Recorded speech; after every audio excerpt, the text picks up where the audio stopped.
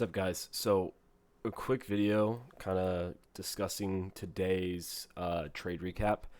We caught QQQ puts, XXP puts, and we caught a couple plays on ES. So, let's talk about it real quick. So, ES this morning, right around open, I missed this move. We held our 67.50 level, ended up getting really good volume, broke 83. End up pushing over 92, over 02, all the way to my extreme at 44.20. So when you take future trades, and I think I keep it pretty simple. I spend a lot of time drawing these levels, giving you guys areas where there is a lot of orders at, a lot of liquidity are at. And instead of just guessing where liquidity is, well, turns out I can find it on book maps. It's pretty simple.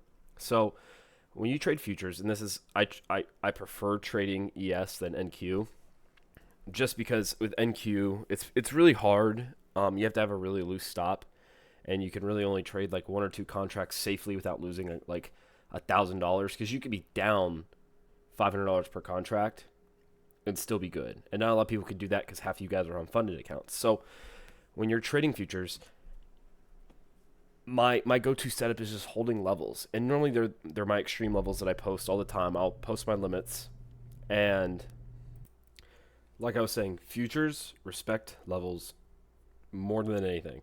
So when you see, I'll go to QQQ today, for example. I didn't have anything on my chart for QQQ when we hit the high. I didn't have anything, but if I go to ES, this is when we broke 44.20. We failed to claim that level. We ended up grabbing liquidity here at like 22.50, 22, whatever, and we ended up selling. Once we sold, we broke through 10. There was a big bidder. I'm sorry, there was a big bidder at 44.10, where they had like a whole bunch of limit orders. Filled that. We ended up selling, breaking 4,400, going all the way down to 87, climbing back up, and then eventually going back to my 83 spot.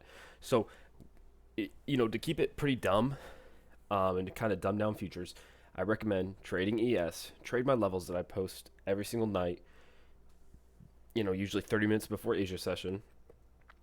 Trade the levels, because you can see when price breaks through a level. It'll come back. You'll probably see, depending on if you could look at the orders or not, you'll see here. So once we broke 91 or 92, it came back, ended up filling more orders. This is just the area to get long again and put a stop. Have a 2 or 3 point stop, because every single time it breaks one of my levels, ES goes at least 5 points. And if you're in 4 contracts and you catch 5 points on ES, you make $1,000 a day. On a funded account, that's great. On a live account, that's great. You can trade micros, whatever. And that's normally what I do. Normally, I will enter longs or shorts depending on what price is doing at my key levels, and I'll have a 2 or 3 point stop. And that's all I do. And if you really want to mix it in, so I ended up grabbing some QQQ puts today. They ran from like 55 cents to $2. Ended up missing the morning when we held our level, broke my zone, and again came back, dipped in my zone. I ended up missing all this. I just didn't want to trade it. I ended up grabbing puts, I believe, right around this candle, and getting out, I believe, right at 368. I sold them for like $1.12 from 55. They ended up going to $2 here, then $2.36 here. But when you see these highs, where you just see price just stagnant, if you're looking at options and if you buy right on the money, normally when futures, especially ES, rejects my big level, I will normally follow it with puts, or I'll follow it with calls, because you can always play Qs and SPYs based off that. So if I want to go to SPY and I want to look at the high for the day, so ended up breaking my zone. You could have grabbed puts at the break of my zone again, would have been perfect. But you could see at tweezer top, you go to ES and NQ, QQQ. You've got this little tweezer top. That was 44.20. That was 44.20 failing to reclaim, breaking it. And you could have just grabbed shorts, have a 3 point stop, target 44.10, get your 10 points, and be happy. That's all you have to do for futures. It is literally it's hard, and I'm just, I'm kind of simplifying it and dumbing it down, but that is literally how you have to play. And every time, you come to a zone on ES or on SPY or on Qs, just keep selling, And I ended up catching 20 points on ES. I had I think a 44.1975 fill. Ended up selling most of them at 44.02, which is my level right here. And again, ended up breaking through that and just use these for take profits, because that's normally where price is going to go. Now, yes, sometimes price, and again, this is with ES and NQ.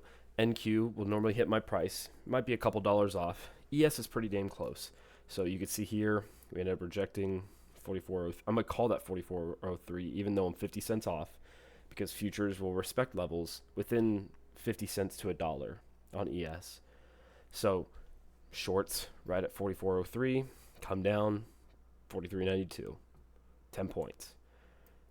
Pretty simple. And then all the times where it's just pretty choppy, when you see price being stagnant, and if you go on the higher time frames, you can see how price plays these levels pretty well, and that's all you have to do is just play them. It's not that hard, not that, and look at volume. If you're on Trade you could see where the orders are. You could see where there's a majority of the orders. So that's how I trade futures, and it's pretty simple. And I'll go back to my QQQ play and kind of talk about it. So ended up grabbing puts. I believe it was this 10-minute candle. I was a little late to the party, but I thought I grabbed them pretty good. I grabbed them once 44.20 was confirmed and we were underneath it. And ended up just writing them down. Now, yes, I was kind of getting chopped up here, but I bought the 369s. I bought right on the money. They were 55 cents. I thought they were a good price.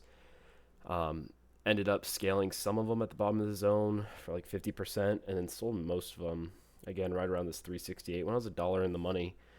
And again, all you have to do is play zone to zone. So for, all my other stuff for options, break at the zone to next zone. We ended up, yes. So when you see a big gap down, normally people think, oh, we're going to keep drilling. Half the times we don't. So I don't like trading 30 minutes into the market open. Me personally, I like to see what all the other names are doing. Majority of names were down. We had a big gap down overnight. We ended up holding my level, and as soon as we broke the top of my zone, you could have gone long and put your stop at the bottom of the zone. It's not that hard. Or maybe stop at the level since it's early in the morning, have a little bit of room to play with. We get to the next zone, okay? As soon as we enter, you can take profit if you're already in, or you can grab calls again, have a little stop, whatever it be. You can see price goes to my next zone, and so far, then we have another little, we have like a little 10-minute flag forming. We break out of that. We're holding between these two zones, and these zones are pretty tight. Good area to go long. And, yes, you could play them with ES as well. So I see ES holding 92. We ended up breaking above it. We had another little flag here. So that's how I trade my ES and how I trade them with options. It's pretty simple. And one thing I kind of want to clarify is when I'm live and I'm talking and I'm saying, sometimes you can't really pay attention. If you could just listen to what I say and the numbers I say, it's not that hard. 44.20, 44.03, 44.10, 44.85, 44.92, whatever. Listen to where it's at and go look at a chart where it is. You can look up the price. So don't just go directly off me, but listen to what I'm saying, because what I'm saying isn't nonsense. What I'm saying works. I mean, that's how I caught really good plays today. It's how I caught 20 points on ES today. And I'll go back. So let me talk about this XSP play that I had. So I saw 44. I'll add 4,400. That's a big level as well. I just didn't have it. So I saw ES. We broke down pretty hard. Ended up getting on my shorts, and then I saw us kind of slowly, stagnating up. I'll go this 10-minute. You can see here we're slowly grinding up, but we're having these, here's one, here's two, here's three, these really big top wicks. Now, let's look where these candles are. Look at these wicks this morning. Right here. Okay, you see 1, 2, 3, 4, 5, 6, 7. There's 7 wicks at 4,400. So what does that tell me? That tells me that 4,400 is a big spot. Okay, so when most people are thinking, oh, I'm gonna go short here, I'm gonna go short there, think about where you're shorting. Think about where you're longing. Try to get as close as you can to these levels. So I ended up grabbing some XSP shorts. They were 436s, and on SPX that's 43.60. So they were right on the money when we failed to reclaim 4,400. So you could see here we went to 43.99, I think. Yeah, 43.99. We failed to reclaim it. And because here's the thing, I'll take that short right at 43.99, 4,400, and have a 2 or 3 point stop on ES, and I'll use that for my options play.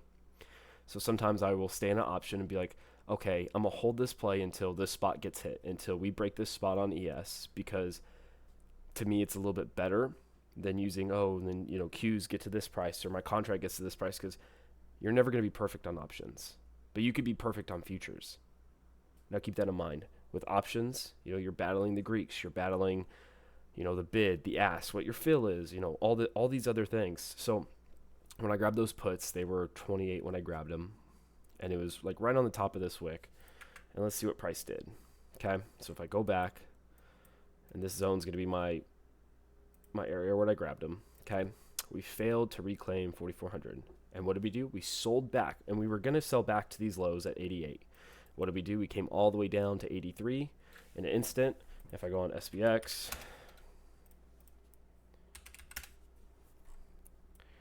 same thing. I grabbed them right on these candles. SPX ended up dumping $14, or yeah, about $14, almost 15. My XSP puts went 200% in 1, 2, 3, 4, 5, 6 minutes. Easy 220%. They went to like they went to like 96 cents, I believe, from 38. So really good play, simple, easy, in and out, and that was all based on. So if I were to risk that 2 points on ES, and let's say we broke 4,400, SPX is probably going to go here. It's probably going to go $2. I probably lose 20-30%, whatever. I'll take that loss every single day, because the risk to reward is so great. In my opinion, it's so great. Risking 2 or 3 points on ES, following it with options to go back to Tesla a day, which was my next spot at 83 on ES. If you guys are following me here, I will take this short all day right here and risk it to my next level every single day. I'll do it, and even risk it to 03. I'll double dip. I don't care. I will risk the 2 or 3 points to see the waterfall effect, or to see the bigger move. Okay, so that was my play. It was really simple, really easy, and that's all I had to do. You risk 2 or 3 points to make 5 or 10 points. You can follow ES with any ticker, and it'll work. So that's kind of what I was thinking all day. For the people who are on live, for the people who got the plays, made a lot of fucking money. It was really simple, stress-free. Yes, this was, kind of a nice little nasty grind down, but where did we get in? At 44.20. So for 6 minutes, 1, 2, you can call it, for 9 minutes, I was down. And I was down 2 or 3 points on 4 contracts. Ended up catching a 20-point move. So that's futures simplified. It's pretty easy. It's not that hard. And a lot of guys that I see, and before I wrap this up, a lot of guys I see lose on futures because they're like, okay, we just broke 4,400. I'm going to short. Okay, it's not a bad idea. But instead of shorting 4,400, why didn't you short 4,403? And then they're caught in between my levels. Try to get your entries as close to these levels as you can. They're not dumb. They're not made up. They're really important, because the closer your entries are to where it is, the less you'll get burned, whether you're right or you're wrong. Because if you short 4403, right on this wick, you immediately catch, 5-6 points in the next couple candles, and then eventually 10 points, almost 20 points. But if you're shorting, like for the people that short, they're like, oh man, it just broke 43.92. I'm gonna short here, at 88. Okay, and you shorted at 88 because you're indecisive. You're burned. Like you're done. And it's like, well, why didn't you short 4,400? Why didn't you short 4403? Why did you not short 4420? All these other points. I had another level at 10. Like, you have so many opportunities, and you just want to try to get your shorts and your longs as close as you can to these levels, because that is what's going to keep you from being successful, and then just keep blowing accounts. And be patient. Put limit orders in. Literally, I could have woke up this morning, put limits at 20, and I typed them out last night. I have short orders at 44.20. They didn't hit overnight. I'll just put limits with 3 or 4 point stops and just go to bed, because that's how well I trust my levels. And if you can't sit there and wait and put limits in and be like, okay, Oh, it missed my limit by 2 ticks or by $1. And then if you chase that move after that, you're toast. And you're going to lose that play probably. Or, it might go in your favor. But I promise you, I'm making more money. I'm catching the bigger move just playing my spots. So look at the limits. Look at the levels I post. Look at the ideas. It's really simple. It's really easy. And just follow them. Trust them. Don't chase anything in between. Try to get your fill as close as you can to the levels.